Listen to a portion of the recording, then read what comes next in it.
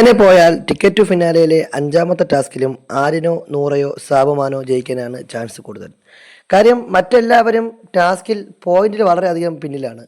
Ticket to ഫിനാലയിലെ 4 ടാസ്കുകൾ കഴിഞ്ഞപ്പോൾ അനീഷും ഷാനവാസും എല്ലാം വളരെയധികം പിന്നിലാണ്. ഇനി അവർ എത്ര എഫേർട്ട് എടുത്ത് കളിച്ച് ജയിച്ചാലും ഇവർക്ക് ടിക്കറ്റ് ടു ഫിനാലയിൽ പോയിന്റ് ടേബിളിൽ ഒന്നാമതെത്താൻ കഴിയില്ല എന്നാണ് അവർ തന്നെ പറയുന്നത്. അതുകൊണ്ട് തന്നെ ഇനിയുള്ള ഗെയിമിന് വളരെയധികം പ്രാധാന്യം കൊടുക്കണ്ട എന്ന് തന്നെയാണ് അവരുടെ തീരുമാനം.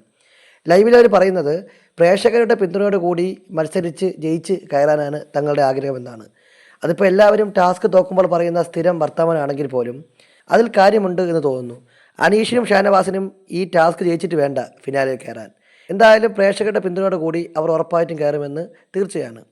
ഇങ്ങനെ ഇനിയുള്ള ടാസ്കിൽ വലിയ രീതിയിലുള്ള പ്രാധാന്യം കൊടുക്കാതെ വലിയ എഫേർട്ട് എടുക്കാതെ കളിക്കാനാണ് അവർ ഉദ്ദേശം. കാര്യം അവർക്ക് ഹെൽത്ത് കൂടി നോക്കണം എന്നൊക്കെയാണ് പറയുന്നത്.